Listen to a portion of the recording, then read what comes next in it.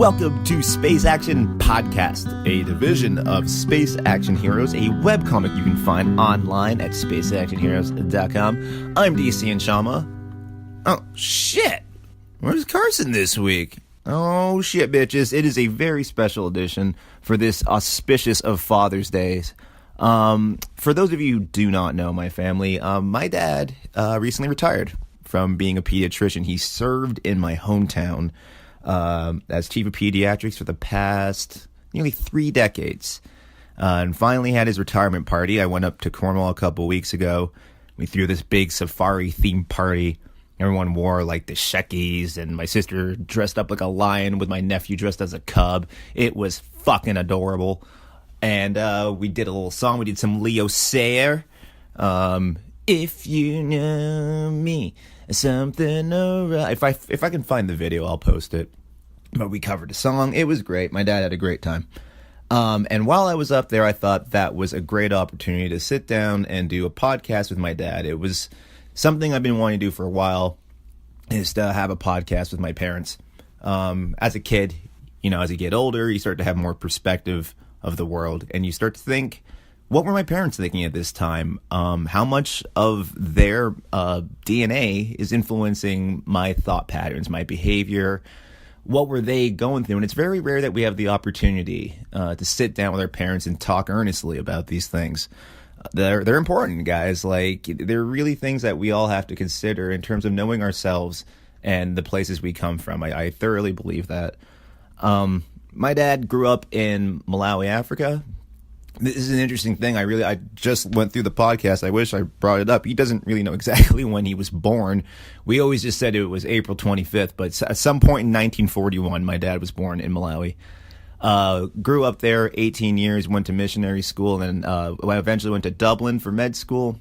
Worked his way up all the way over here. And ever since I was a kid, I always found that an insane story. Like, when you turn on late night TV and you see like the ads for poor third world nation youth. I mean, I've been to Malawi, and that's more or less what my dad came from. And seeing him immigrate to Canada and succeed and become such a beloved cornerstone of the community. When I grew up, there was no shortage of people who were always like, "Hey man, you Dr. Nchama's kid, your dad's my doctor," like everybody. I heard this literally every day. And it was remarkable to know that, like, that's how ingrained in the community he was. But I only had the perspective of him as dad. So this was kind of, my wanting to sit down and kind of just talk to my dad, realize where, your similarities are, what apprehensions and fears that, your father has, when you start to humanize him, and realize that at a certain point, they were just you, as uncertain and unsure of where you were doing, they were as well, and maybe still are. So without further delay, and also because I have a cat biting my hand right now, here it is. Me and my dad sitting down a couple weeks ago, post-retirement. Enjoy.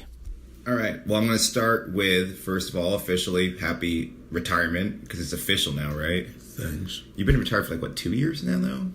Since December 16. 16. Yeah. Because Zeke's my barometer for it, because he's 2 years old now, so that's how I know how long it's been. But yeah, congratulations. I guess now it's official. So I just want to go through how you started out in the medical community and everything. What was the first kind of sign you knew that you were going to be going into medicine, right away? What was the kind of the first thing that you was indicative of this is what the career choice is going to be? I think it was a choice of what I wanted to do. My dad wanted me to be a teacher, and I realized I don't have the patience to tell people things twice. Mm-hmm, mm-hmm. The alternative was become a minister, and I didn't think I was that dedicated to God's services. So I was left with very little, and I found that the medical profession was glamorous, to be honest with you. There used to be a missionary who used to come to our school, and I really admired him. He was a South African white man. And from there, it just sort of grew. When I did very well in the primary living certificate exam, it more or less told me that this is what I want to do, and I just continued from there. Okay. So it was more so like, it was the interest, like that missionary guy sounds like someone who would have been a primary influence early on. Yes, but it was also lack of choices. I didn't want to be a teacher. I didn't want to be a preacher either. Right, fair enough. Yeah. How come religion never stuck? Because it seems like, especially Auntie Loy now, and like a lot of Malawians are quite adamantly religious, but for you it just seemed to not take, like, at all. What was interesting was Dad was an extremely religious person, but he never suggested to me to go to church. Mommy suggested it, but I never listened to her. And it just continued that way. When things started getting bad, i.e., the man who baptized me impregnated a girl, and oh no. That sort of pushed me further away from religion. And I think that was about it. Because you start to see the hypocrisy in it, right? You're like, exactly, yeah. Exactly. This was the man who baptized me. In fact, my schoolmates used to tease me. Probably the water of baptism that he used was also kept in the vestry, which was the storage area. And that's where he was. Oh, God. He was meeting this girl. Oh, that's so messed up. What was it like when you had like friends earlier on? What kind of attracted you to your friends? Like, what was the main traits that you would look for in like when growing up? I didn't have many traits. I was the only child for 8 years. Right. And Mom was extremely protective of me. And she didn't think that the local children in the village were good enough for me. Oh. As a result, almost all my friends, close friends, were not from that village. Gotcha. Typical example was Chipeta, the policeman you met. He came from about 12, 16 kilometers away from there. And the other guy was the one who brought us cassava. Yeah, that's right. Yeah. And I think Gerard drew a picture of him. Right. He was a little nearer, but we didn't become close friends until we went to boarding school. Gotcha. We went to the same school. So the whole thing was that Mommy didn't think there was anyone good enough for me. As a result as well, by the way, none of those people in the village went further than primary school. Gotcha. Yeah. So she knew like earlier on, like this kid's got a I think so. Yeah. And her famous saying was, in Chitumbuka, I guess I was translated in English, "My son, you are the only child and all alone in the family. Your only friend will be a pencil," in other words, education. Gotcha. And she made sure that anyone who didn't seem to be right coming near me was a no. Gotcha. Yeah. I mean, that kind of explains, because it's one thing I want to talk about, because in modern day society, it's really easy for people just to be aimless, just to go to their jobs, go to their 9 to 5, and they come home, bitch about their jobs, and then go right back tomorrow. But you don't have that. You have a work ethic that is unparalleled. I mean, other than Leah, I can't think of anyone else I've seen that just, you constantly have like pens and papers and notebooks within a proximity. Is that was one of I guess my weaknesses, which now I realize I don't have many hobbies. When I was growing up was school, and my hobbies were reading. And now I realize I should have had something else to do instead of books. But they paid off anyway. Well, you got photography now. Yeah, that started vaguely. I was in secondary school. We used to have a photographic club. I think there were about 8 of us, one camera between us, and it was the odd point and shoot camera. With the dark room and everything, did you like? We did our own. We did our own developing with chemicals in the tray. And that's where it started. When I left school, I didn't have enough money to buy a camera, so Right. I lost that. When I started working, I bought a Kodak, the one that you had a reel that you took pictures and then rolled it. Yeah. Take a picture, rolled it. Yeah. And I stayed with that. When I went to university, I couldn't afford doing that, partly because of time as well as that money to buy the actual film. Yeah. That's true. And also, like, you had to, like where are you going to find a dark room? How are you going to develop that stuff? Well, like, this is it. So prohibitory. The only way you could do that was to join a photographic club. And in Dublin, we had about 4 universities. I don't know where that club was. I never bothered. Also, I didn't have enough time. I was too busy to join a club. And that was the other thing I was going to say. Like, when you're in Dublin, so you get like a photography club and everything, but you've done a bunch of random peripheral odd jobs that I don't think a lot of people know. Like, the one that I know for sure is that you used to work in New York City at a harbor front, right? Yeah. What happened was you could go to United States. Yeah, if you have a chance to get a job, you work at anything. In my case, I worked at Bloomingdale's. Just during the sale time, selling things, moving things. At the dock, we were just loading and unloading of anything, including rotten fruit. It was just to dump them away.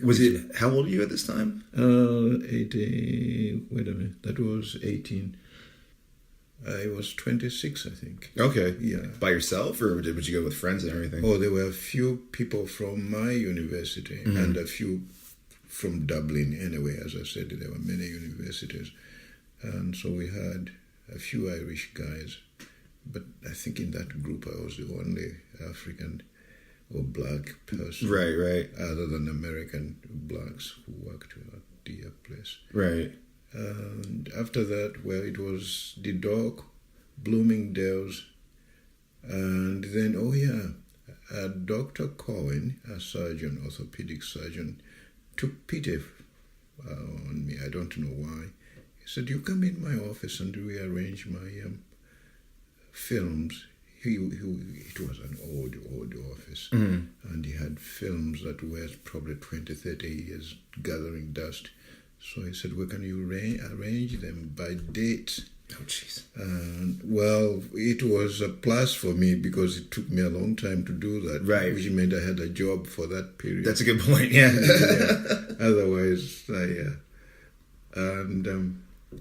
was, I think, my last job. By the time I finished, we were ready to go back to Dublin. Gotcha. Yeah. So wait, so that we have New York. Is that the only other one? Was there any other places that you went in that period to kind of for work while? No. Just New York, eh? Not in Dublin, of course, and not anywhere outside Ireland. I had worked, by the way, between passing my GCE A level and waiting for university. I worked for the Imperial Tobacco company. Oh, that's right. That's right. Down in Malawi, right? Yeah, I worked for the Imperial Tobacco company. What was your? I think it was almost 2 years. Your position was chemical? There was supposed to be moisture testing and analysis or whatever. Yeah. And what you do was you take the tobacco, dry it in what they call fluids, just drying it with hot air. After that, you have to pack it. Before you do, you have to test how much moisture it contains. Okay. Because when the bags or the barrels go to England or wherever they went, it was mostly England, they have to know how much moisture is in that and how much of it is tobacco. Gotcha. So I used to do that and give them the percentages of whatever moisture there was, and it was that weight that the tobacco was sold for. The moisture was thrown away. Did they give you any training in that? They're just like, here you go. That's the funny part of it. I've just come from secondary school. At secondary school, I did chemistry, physics, and biology. There was a bit of weighing and so on and so on in chemistry. And I just got there. They gave me the job. The guy who was there before me was Tadeo Konje, who is now in Saskatchewan. Oh, okay. Tadeo left that place to go to London to do medicine, which was a kind of ironical. That's pretty funny. When they put me there, there was a young white. He was South African. He was born in South Africa, Neil. And all he did was smoke and talk to the other people while I was pounding at this machine, trying to calculate standard deviation and so on and so on. But he showed me that part of it. So I was partly trained to do the calculations. Right. But after that, I was on my own. Right. Yeah. It really seems that, like, because grandma, your mom, kind of implicated this environment of, like, this is it, pen and paper, you're going to be studious. You really had no problem just being like, well, I'm in a med school in Dublin, I'm going to go get a job in New York, and I'm just going to go. I'm a kid in Malawi, I'm just going to go to med school, and you seem like very self-contained. Like, where does that confidence come from? Like, is there ever any uncertainty, you know? To be honest with you, looking back up to now, I don't know. As I say, I was the only child for 8 years. I was close to Mom very, very constantly until Loiwe was born. Then I had to take care of Loiwe when Mom was working in the field, mostly picking cotton and so on and so on. And when you say, where did you get the confidence? I didn't have a choice. I was more or less forbidden playing with the other kids who did wild things. You've met Bekua. Yes. That's the way he was as a child. Gotcha. Oh, God. And Mightwell was a little bit tame, if you want to call it. But I don't think he had any other ambitions. He ended up as a policeman, which was because there was no other job that suited him. So I was more or less pushed. The question was, what was I going to be at the end? That choice was my own. Right. But Mom was always behind me. Make sure you do this. Make sure you do that. You are the only child. And it's a pity that she never saw what she planted. And when you say confidence, it was just a matter of choice. Right. Max, I think, when we went home, we had just arrived in the village, I think, for about 3 days. And he had gone around looking at the houses and what the environment was like. I said, Dad, how did you get out of this? It really is insane. I thought it was a very profound question. It is. Because there was no example of what I should be emulating. Yeah. And this is it. How did I get there to become what I am? It's like you threw a dart and then 30, 40 years later it hit the bullseye. I thought up now I still think, my God, where did this kid get the question? And anyway, I don't know what I told him, but it was a very profound question. Dad, how did you get out of this? It's almost like it seems like it could be almost construed as an advantage, to being like, I have a set of goals that I want to do, It was an advantage in a way that if I mingled with the other kids, I think I would have got lost. Yeah. Well, the other thing, Dad had 25 to 30 cows and bulls that needed to be taken care of. In order to be taken care of course, you needed young people to look after it. So Mightwell's brother used to do that. On the weekend, I used to help him. I would have just got lost taking care of the cows after getting married, which we meant using those cows for paying lobola and so on. Yeah, right. That would be the end of it. Right. And the alternative was get as many women as you can, because I had the means to pay. That's the only outlet. And again, I don't think I made many friends amongst the guys that we were taking care of cows with. They were just people I met. Yeah. Once we go home, I went back to my house or to my parents' house. And the way we paid Mightwell's brothers was 2 ways. One, just milk the cows. The milk is yours. You can cook it and eat it or drink it or whatever you wanted. The other thing was that Mightwell's parents didn't have the cows and all that, which is a very good treasure, because when you get married, you have to pay lobola. Right. And so Mightwell's brother was really investing into this, because if and when I get married, there's no way my uncle is going to say no. He helped taking care of the cows. What I'm curious about is, in that lifestyle, because we've talked about this when it comes to dating, like, how do you initiate any, like, if you're that, withdrawn, how do you initiate any sort of contact and start dating people? I know. That part was very easy, because invariably my mommy wanted me to get married so she can have a daughter-in-law. Gotcha. And grandchildren. And by the way, you have plenty of cows to pay lobola for. Right. That part was open. And mommy encouraged me quite a lot in a way, indirectly. They don't tell you directly. You talk about that with your aunt and your grandparents.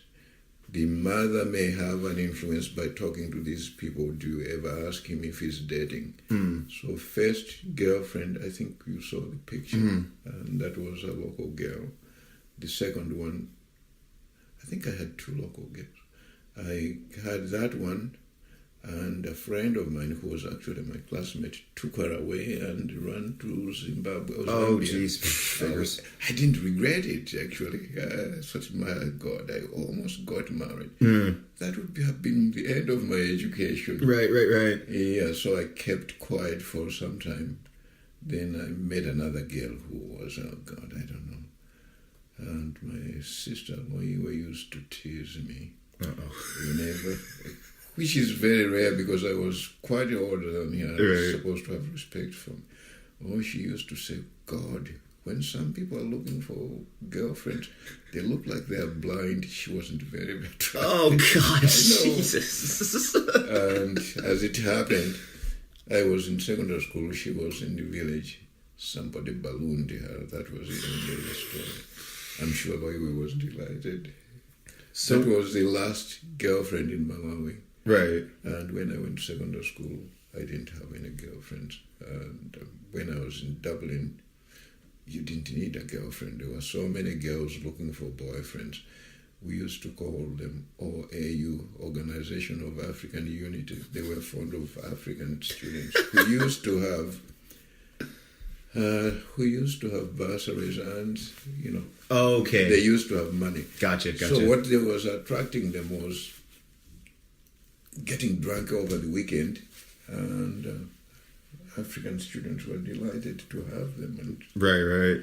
give them alcohol. That's too funny. It's just a weird thing. Like, I love the idea of a bunch of Irish girls being like, "Oh, those African guys are coming in. We're going out tonight." Yeah. Well, what was sad about that was whenever these guys qualified, they left the girlfriends behind. Some of them had told them lies. When I qualified, we're going to get married. Right.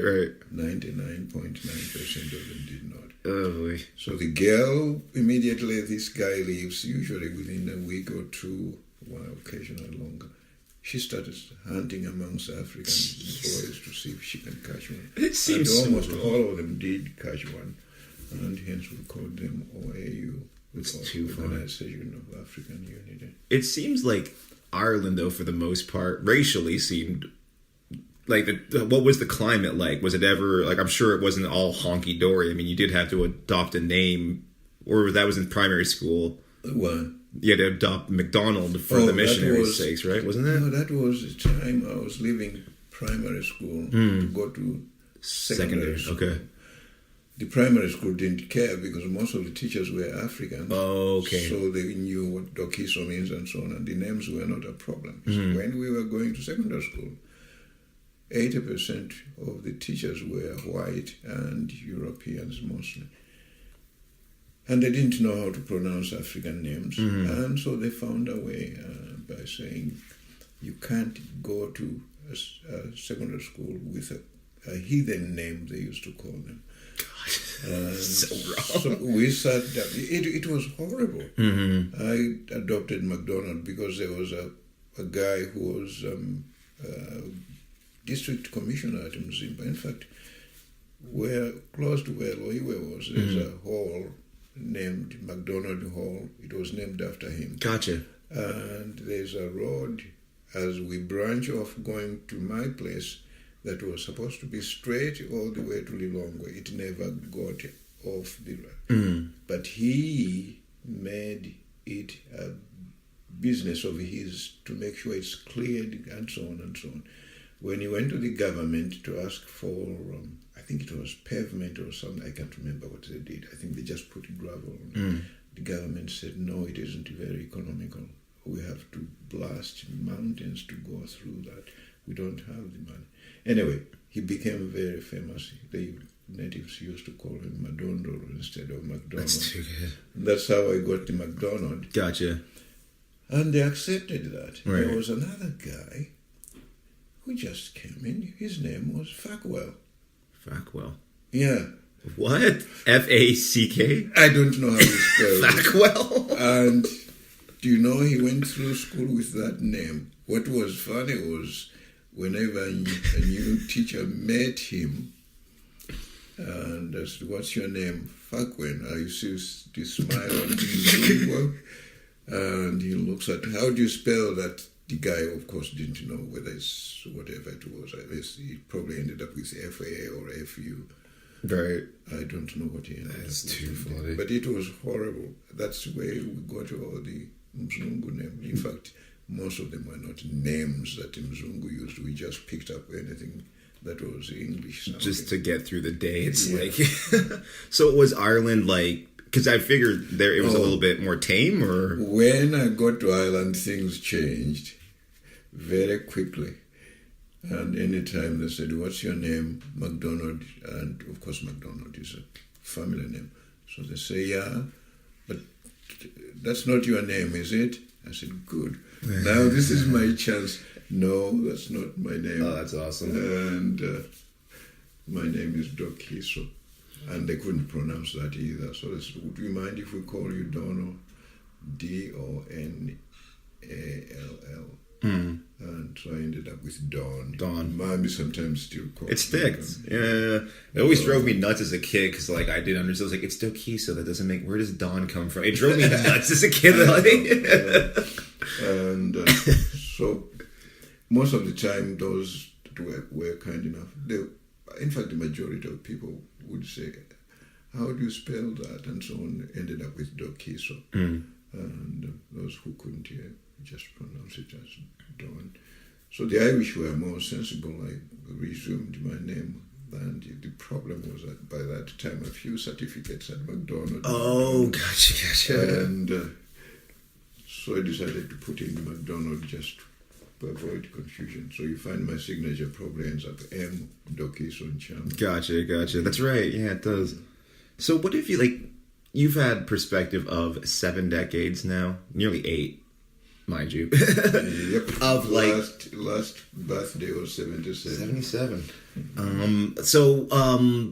What have you noticed socially about, like, for immigration? Do you think now that it's easier? Like, if someone was in your exact same situation in 2018 from Malawi trying to get over to the States, would it be... Are there more... not States with Trump. Right. What has happened was when Africa was becoming independent, which was in the 50s, a lot of Europeans and Americans, so on and so on, were trying to help Africans so they can develop, mostly to prevent communism for America, so that when they come back or go back, they will be so Americanized, they won't accept Russia. The other thing, of course, was if we're going to help them economically, we better have educated people who will manage their affairs well. So there was a lot of help. As a result, I don't think there was gross racism. I mean, there were people like the guy, they keep mentioning him now, in Britain, who kept saying, if you keep allowing these people, they will overbreed us and so on. Right. These were exceptions. And most of the people were very tame. As I was saying, we used to go to United States. You needed visas, but there was no barrier. They knew that we were not going to be staying in the United States. We were going to work temporarily. Now they probably would not like you to, because you'd be taking people's jobs. Right. And the other thing was, of course, they don't want you overstaying. So you're trying to say the 21st century is somehow less progressive than the 50s and 60s? Oh, my God. Somehow we backslid. Oh, my God. Ugh. The situation has changed. For this skin, it's worse. And that time, no, it wasn't that bad. And also the number of people, the so-called immigrants who went abroad, was very, very little. Africans were hoping that they would stay in their countries with development, with independence and development. Yeah. So there was no need for them to go out. But when things started getting bad, I experienced it myself in Uganda. I got there, wanted to stay at Makerere for 4 years, get my postgraduate training. 2 years later, Amin just became vicious. He was anti his own people. Asians had been there for years. Some of them were 3-4 generations. He didn't want Asians, and the Asians had to leave. Oof. And I don't know. Things just changed for the worse, not only in Europe or anywhere, but in Africa as well. I've met quite a few Asians who came here for that time, and they're still bitter, some of them. Oh, yeah, I can They imagine. left their property there, and the adult ones just decided, what am I going to do to retrain in the US or Canada? Right. I can't. They stayed there and ended up very poor because their property was taken away more or less. They had to start from scratch. Yeah. So what advice would you impart if you were able to like jump in a time machine and go back to yourself at that time? Like, just a heads up, this is in the pipeline. Like, keep a weather eye out for this. You know what I mean? Like, what advice would you want to give yourself back then? What do you know now that you didn't know then? What I know now that I didn't know then was that I didn't think things would change that drastically. Career-wise and so on, I wouldn't have changed anything. The only thing that I would have loved to do was probably after finishing my training, go back home and then grow with the system. But I would have been very miserable. The medical system in Malawi is horrible. In Uganda it was. I was told you, once the Asians left, Right. it deteriorated. So things have changed for the worse. Would I have stomached it or stayed because of that? Well, I wouldn't have had any choice. I would have stayed Right. that way. So I don't think I would have changed anything at all. In fact, I was so optimistic that when I go home, I'm going to be a medical officer, and they were paid very well, respected very Right. well. But I've been to Malawi 4 times, written them that I'm coming home. First time it was 1970, went home 71. They kicked me out, ended up in Uganda, eventually Canada. And I've written them back to say I want to come back. I have all the qualifications that I need, and I would rather be in Malawi. Then tribalism started. I'm from the north, and most of the so-called educated people were from the north. Right. And in my case, with all the long chain of qualifications, one of them actually said, when Mama was sitting next to me, he says, "You are overqualified." I looked at him, qualified for what? What am I looking for that I have overqualified for? Right. I'm a medical officer. I just extended my education to be a better medical officer. Is that an overqualification?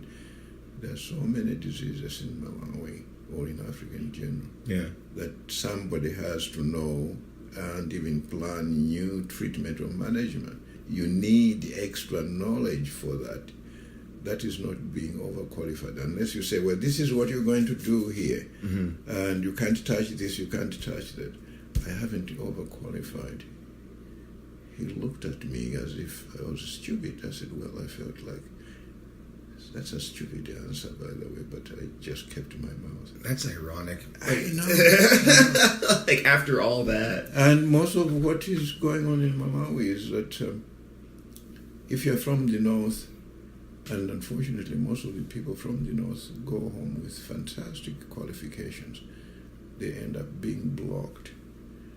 Today, Konja, I was telling you, who worked with Imperial Tobacco Company, came here, did postgraduate, went home. While he was there, the guy who was running the unit, that's the medical system, was a Briton with half his qualifications. At that time, the membership was you take part 1 and then you take part 2. He had just done part 1. He went to Malawi to have some experience before he did part 2. Yeah. So he said, well, I'm finished, I'm going home. To his horror, his job was advertised. So he went to the government and said, why is this advertised? Oh, you're going home. He said, no, you already have a physician, in fact, better than I am. He was helping me with the patients, Dr. Konje. He has a fellowship from Canada, and he worked in Canada for a year. He worked in Saskatchewan. Why are you doing that? They wouldn't tell him. The reason they didn't want him, he was from the north. So today, gently said, can I go for a sabbatical? Apparently, they were so delighted, they gave him the everything. And he came here. That's more than 20-something. Actually, more than 40. Well, anyway, many years ago, he's still on sabbatical. Yeah. So whenever you get to California, that was for your residency, if I remember correctly? No, when I went to California, I had finished everything. I went to California to do a master's degree in maternal and child health, which is health planning, and so on and so on. Again, the aim was, so when I go home, I can be a clinician as well as a health planner. Gotcha. So that I can advise the government what we need. That's why I went to California to do a master's degree at Berkeley. Gotcha. Yeah. That's where you met Mom? No, we met in Newfoundland. Am I that far off? I don't know my parents. That's embarrassing. Mommy came to Newfoundland, I think, in 1974 or 75. I came to Newfoundland in 1973. We met in Newfoundland. In fact, we worked on the same unit, pediatrics. So when I was leaving, by that time we had already become friendly. When I was leaving, I said, well, I'm going to California. And you have a choice. You can look around if you want, but I would love you to become my wife. The only thing is, at the moment, I'm not going to have any money in California. I'm going to be a student. Right. And he said, oh, that's just perfect. When you finish, we can get married in California because I have so many relatives there. Okay. And our wedding was miserable. I've seen the pictures. It didn't look that bad. What happened was one of the teachers whom I met in Uganda, by the way, took a liking to me, and we're looking for a venue where to celebrate our wedding. He said, you come at my house, but there won't be very much. I said, I don't have money either. The problem I have is there will be so many Filipinos who expect to be fed and so on and so on. He says, well, they will have to put up with it. We don't have anything to give them. So we got married. The Filipinos were very kind. Her uncle gave her away, and before that, by the way, she said, "Oh, you visit my auntie when you're going to have your interview." So I went to visit Auntie Morita. You've met her, in Hayward, who we organized a group of friends to meet me, and I went there for a whole day. And apparently, they liked me. They said, "Oh, he's all right." And you got the okay. You got the pass. Anyway, that's how we ended up getting married in California. And but we met in Newfoundland, actually, in St. John's. Okay. I've always had that backwards. Yeah. So what was the story? Because it's an Nchama family legend about your first date. Didn't you have to, like, carry her home or something? Who? Mom, didn't she break her ankle? Oh, my God. How did you guys know it? There was an Australian group called the Fallways. Yes. Yeah, they were very, very good and very famous. I think they were stayed in St. John's for, I think, a week or so. Anyway, so I said, would you like to stay them? To see them. I wasn't quite sure if she liked anything. We ended up... How long were you dating at this point? Hmm? How long did you know her at this point? To be honest with you, I don't know. Yeah. But I'm sure it was more than at least a month or so. Okay. So we went to see the Fallways, and we had to go up the steps, and it was one of these steps with wood. She was wearing high heels. The heel got stuck and cracked, broke, and she almost fell down. I know. So you didn't even get into the venue? Hmm? You didn't even get into the show? Oh, we did. We were almost inside when this happened.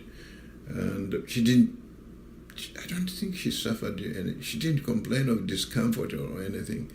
So we went in. The only thing is, on coming out, I had to hold because she had to more or less limp. You actually just went to the show? Like, she busted a heel and was like, screw it, let's go. I kept teasing her, this is not a good woman. Yeah. This is too funny. So what was it? Because I find that you and Mom compliment each other really well. You even said in your book that if it was any other woman, you would have been divorced like 6 times over now. Yeah. There's one thing about Mom. She's very gregarious. Or she can come into a small group, big group, or anything. She will talk with everybody. If you stay there longer than 2-3 hours, she knows everybody's name, their business. Sometimes they've been divorced and so on. That's the way she is. And I find that very difficult. In fact, during our travels, she tells me that after 2-3 days, the group that we're with keep telling her, your husband is strange. I said, I'm just a social cretin. I can't sit down and start chatting with everybody. Sure. I have to know them better. Anyway, and but I like her because she's communicating with everybody. That sort of eventually absorbs me into the group, and she would say, this is my husband. Once I start talking, we're okay. She's like your ambassador. She's like, on behalf of the two of us. And as well as that, she's an excellent hard worker. No matter what you give her, she will do it. And as you can see, our house is probably cleaner than anybody's house. It's true. That's true. And very good mother. And so that's what I guess. There are times when she can be very embarrassing by saying something wrong. Oh, I remember being in the room many times at the office whenever she'd be like, oh, you're expecting, and the mother would be like, I'm not pregnant. And she'd be like, oh, okay, and she'd just leave the room. One of the first things that I realized, how do I put brakes on this? There was a guy, an American guy, he was a GI, in other words, he fought in whatever. So he went back to medical school as a mature student. He went to school, then he decided to do orthopedics. He came to the Janeway because it was much easier there to get in. There was room for him. And I don't know what was going on. He started dating this girl, and I can't remember her name. I think it was Dennis. A few times his wife would come and visit, and this girl would come and visit. The unfortunate part of it was they had to share the laundry room with the girls. Okay. And Mommy, being Mommy, of course, she knew the woman, she knew the other woman. So one day, we were just going out. I can't remember. I think we're going to a cinema. And Mark Goff comes out with a woman and introduces her. I can't remember what her name was. So your mom looks at this woman. That's not your wife, is it? God, oh my God. And you could see Mark's face go boom, and this woman's eyes opening up. Oh my God. I said, shh. No, she says. That's not his wife. I said, it is not your business. Shut the fuck up. But no, I know, I've met his wife. Oh my God. And this went on for about 3-4 minutes. In the meantime, I was just livid. Oh my God. And so was this woman. Oh yeah. I don't think she knew that Mark's wife comes there. And Mark was going, to his disadvantage. Eventually, I said, Mark, we're in a hurry. We're going to a movie. Okay, I'll see you later. So, why did you do that? No, I know. And she, you know how argumentative she is. Oh, yeah. And so, what damn business is it of yours? I met his wife Please, can we go to the movie and stop this? Just just stop. It's I know. God. And that dude. I never asked Mark what happened after that. Yeah, what happened to that guy? The guy who finished his training, but I don't know what happened to his marriage. I was about to say, did you ever see the wife around after that? Well, I never met his wife to start with. Okay. I met this woman by accident or by chance at the door. Oh, that's too funny. That's one of the things that you have to be very careful of. But now you're telling me that she has told women you're pregnant. Oh, it's so funny. Oh, yeah. It's. I guess that's what it is, though, because I can empathize because I have both. In terms of my parents, I have both sides where I can talk to complete strangers and know everything about them. Yeah. But at the same time, my favorite is just being by myself and just having my earphones in and just sticking to myself. So, I can empathize with both sides of it. But what I will say about mom's side is that there's no filter. You know what I mean? Sometimes you just say something and then you're stuck in this hole and you just have to keep digging the hole lower. There's no way out of it. People are like, get out of the hole. Stop talking. Just shut up. Get out of the hole. Yep. I remember Max and Leah told me that back in St. John's, you guys used to, because I remember here there were some parties you used to have everybody over, but Max and Leah said back in the day, you guys used to have kicking parties back. Didn't you not? Well, I was living by myself, but the girls probably did. I may have been invited. No, I mean after Max and Leah were born, when you guys were living in Newfoundland. Oh, yeah, we did. And it was nice to have friends, which we didn't. Well, we don't now. I mean, most of our co-workers. That gathering was the biggest I ever had, and again, it was because I was leaving. But most of the time here, we didn't have much of a gathering. In St. John's, it was much easier. We lived in an apartment, which wasn't very easy. Room-wise, we had children, and thank God it was briefly, because I think we'd been so long. The Newfoundland government asked me to go and be the medical officer on the West Coast.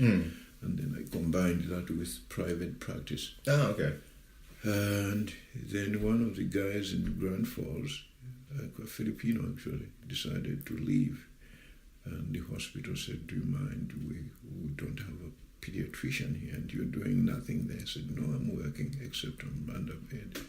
So we moved to Grand Falls. Yeah. Then the circle of friends became wider. During Christmas, we would end up having parties in about 3 or 4 homes. Oh, wow. Yeah, one would start and then someone else, but the party said, well, next week we're gathering at my place, and that went on and on. It was great fun. Well, it seems also that was kind of the beginning of you establishing your career. You had your practice independently, you were working your rounds. Yeah. So then you have time to be all right, well, I can build my friend community now. And I have a family and everything, you know. Yeah. It's not The only thing, the work itself was quite taxing because I was the only pediatrician for the whole central region, as well as that a medical officer, more or less. I worked with the public health nurses and so on and so on. But I enjoyed it. After 6 years, I realized, my God, I think when you guys were growing up, all I remember is, "Hi, Dad." That was when you were about to go to bed. Gotcha. And if one of you was awake in the morning, "Bye, Dad," I thought, this is not very good. Right. And if you can complain to say, well, we didn't have your presence when we were growing up, that's quite true. I don't know, but I can't speak for everybody. For me personally, it was just kind of like, oh, I get it. Like, he's just busy. Because I had a bunch of friends that would constantly come up to me like, your dad's my doctor. I'm like, well, clearly he's... The friends-wise, during the day, but, there's a need for a father somewhere. And I think I told you that I bashed my right knee. I can't remember who did this, threw a ball. I remember this. We were in the park near Power Dam. We were playing soccer. You busted your knee, and then we had to do that lip sync that night. Yeah. As well as that, I did that in Newfoundland. The ball went over the house on, what was it called? Not Blakely. Anyway, I had to borrow a ladder from the Scott's father. Scott was just what's his name was so Sullivan was our neighbor, so he gave me a ladder, and like a stupid fool, not knowing how to set up a ladder all the way to the top. And the ceiling was higher than this. Oh God. When I got right to the top, one of the rungs just slipped and jerked. That jerk just threw me off the ladder. 3 stories up? Well, not 3, but higher than that. That's about 1.5. Jesus. I went tumbling down all the way, landed on the pavement, concrete. Bang! I couldn't walk. And La Cuesta was the only surgeon that I liked, and he explained it well. Your kneecap or the patella is not hammered, it is not shattered, but I'm sure it was squashed between the condyles. You may limp for at least 6 weeks. Ideally, I should put a cast on you, but it won't be very, very convenient because you have to work. Right. As I say, I was the only pediatrician. So I limped for 8, I think it was 8 or 9 weeks. Oh, God. Before it got better. Oh, God. And La Cuesta said, well, don't think this is over yet. It's going to be all right, but you're going to pay for it by the time you turn 50, 60. And sure enough, I think it was when I just turned about 55 or so. It bothers me quite. Right now, God. It still bothers me. So what I do usually is take Advil for 2-3 days, and it settles down. After 1 week, if it comes back, I go for injections. Danny Tumbler injects. Oh, my God. And so that's... Anyway, it isn't terrible, but I have a feeling if I live up to 80, I may have to go on crutches or indeed walk with a cane. stick. Yeah. Well, I don't know. I busted my knee out in high school being stupid. And even now, doing the deliveries at work, like running up and down stairs. You started already? Oh, yeah. I think by 40, I'm going to need knee surgery. Oh, no. I'm not looking forward to it. I don't intend to go for surgery if I can avoid it. The only thing is, with that and the age, I may need something, probably just a cane. Anyway. So what apprehensions would you say you had about fatherhood when you were having your first kid? Like, were there any? Like, I mean... Apprehension of being a father? Yeah, were you nervous at all? No, I think immediately we got married, both of us were looking forward to having a child. And it took us a long time before we conceived Max. And soon he was born. It must have been about 4 or 6 weeks, Mommy says, I'm pregnant. I said, are you serious? She said, oh, yeah. So the two of them, as you know, are 11 months apart. Yeah. And that was it. And Mommy wasn't impressed, of course, having 2 toddlers almost. And Max was very active, hyperactive, quite early. She wasn't working then, which was an advantage, because if she was, that would have been a heavy burden. Right. And then time passed. And I think it was, 3 or 4 years later, she says, I'm pregnant. I said, well, it doesn't matter, at least we are settled. And 8. Then, You're talking about was 8, it 8? 8 years. Was it? And Yeah, then, 79 And to then you came. Yeah, 79 to 87. I don't know what we thought, first of all. At least we're better parents now. She said, yeah, I wanted to start working. Yeah, but for you. It means, I said, no, you're not having a babysitter. You will have to take care of the children. Right. Which she kindly agreed to. And that was it. So from time to time, I think I have said it, or Mommy has said it. You were an accident, and the poor kid is going, I was an accident. And this guy is serious. No, you were not an accident. So what's We just delightfully having you. All right. The one thing I really wanted to get into, because there's certain things that you don't learn, but it's just inherited genetic behavior. Like, I always tuck my hand in my shirt now when I stand.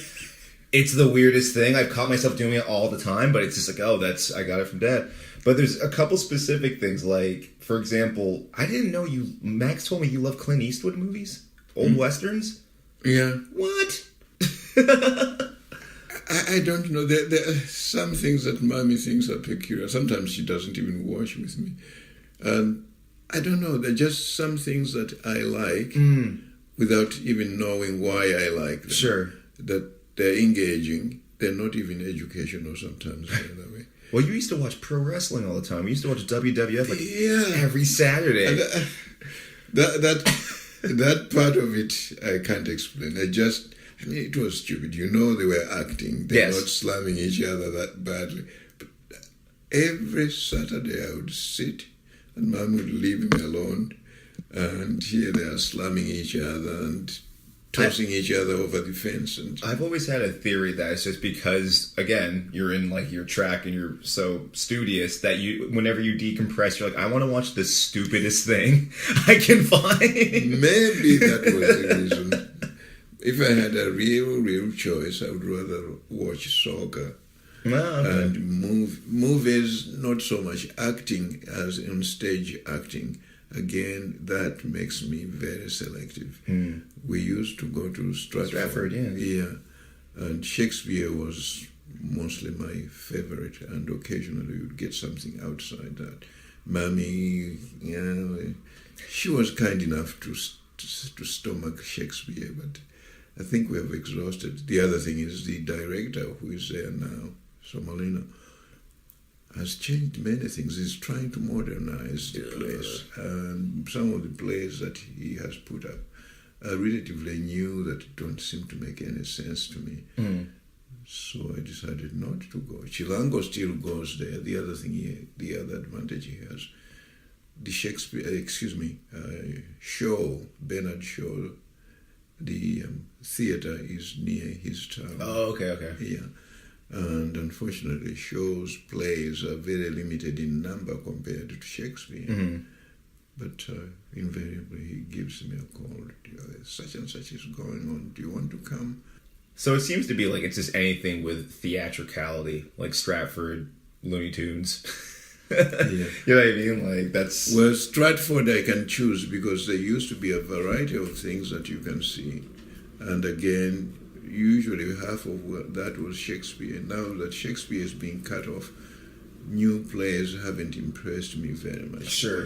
I wish I could show you what. About half of the plays this season is concerned with black involvement, which was never there. I think they have sort of adopted the Broadway attitude of involving blacks, which unfortunately there are not very many well-written plays that invariably what they do is put up a play. The blacks come in as house servants or slaves. Or to me, that's just humiliating. Well, that's what I found. You saw Black Panther.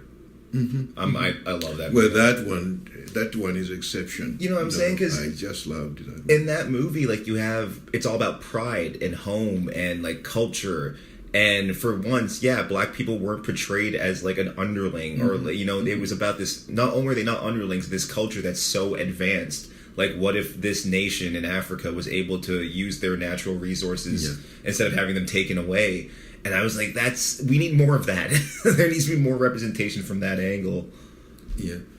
The classic example, or a real example, is the Congo. It's a big, rich country.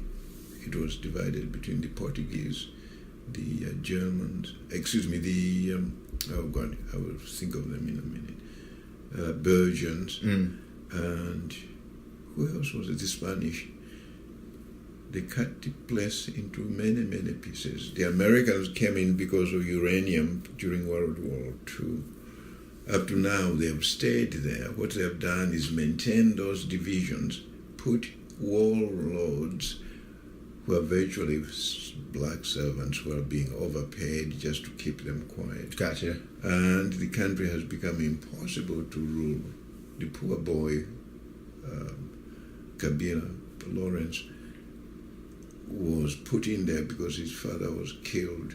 And since then, they've just held on to that country. Right. It's one country that can do much better than South Africa economically because they have everything. Uranium, gold, diamonds. There was a time in the 50s and early 60s when if you heard good music, we used to call it Mbwani music, it was from the Congo. If you saw beautiful paintings on the streets of Malawi, it was from the Congo. And all that is gone because people have been divided so badly. That's right. And, I don't think it's going to come back, and I'm sure they're not going to let this boy rule the country. Right. They keep calling him the president of the Congo. What decision has he ever made? Right. None. What kind of governing or legislation has he laid down? None. Nothing. Yeah. Well, that's all I got. That's all I got, Dad. Fine. Yeah, well, I'm here if you need any more anyway. Well, thank you so much. This was awesome. Happy retirement. It was a pleasure. It's rare that I talk to my children about it. Well, Leia, sometimes when she has time, she will sit down and relax. She didn't have that many questions. Yeah, well, I came with intent. Yeah. All right. Anyway. Love you, Dad. Love you too.